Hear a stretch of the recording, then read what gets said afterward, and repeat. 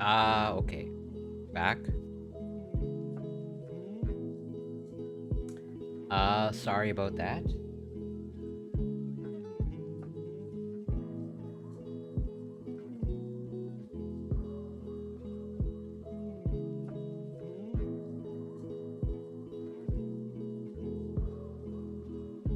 Okay, we're back. I apologize. Uh, Thank you to anyone who's hanging around. Super appreciated. Thank you for your patience. I have no idea why I cut out. But yeah, I will start over, switching topics. Of like, what makes good science? So as I hinted at last stream, it's not always possible to, get a sufficient sample size, run the randomized placebo-controlled trial. I'm like, what do you do if it's not ethical to have a control group? Where, again, especially in the context of rare diseases, of like if you're developing a therapy that is like life-saving, it's pretty much not appear to be ethical to have a control group of like to pretty much withhold a potentially life-saving therapy from a patient. Uh, oh wow, thank you so much for the sub. Much appreciated, Bill. Hope you're doing well, and shout out to you. Uh,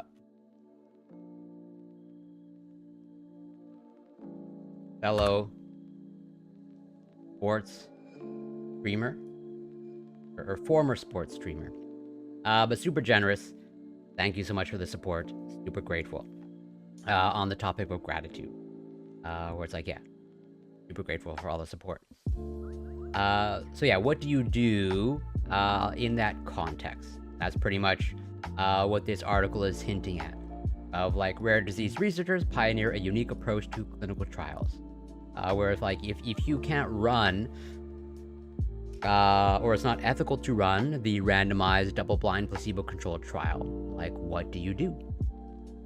Or like I said, for some very rare diseases, you only have access, like worldwide, to like dozens of patients.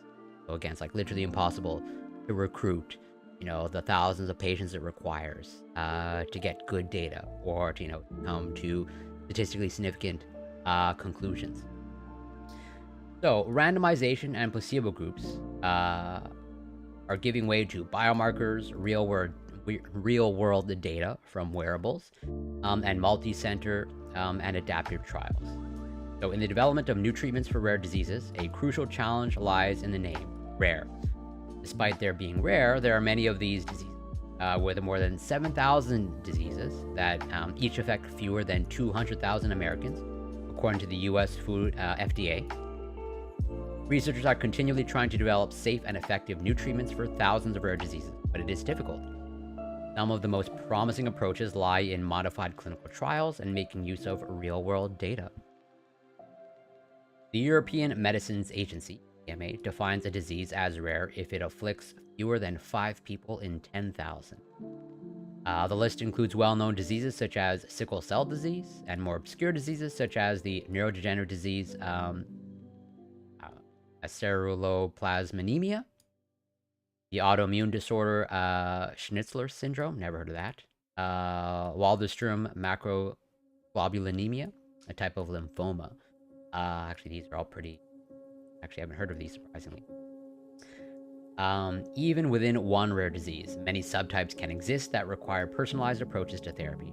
As one example, EMA's Chief Medical Officer, Stefan Thurstrup, mentioned cystic fibrosis, which affects around 1 in 2,500 babies born.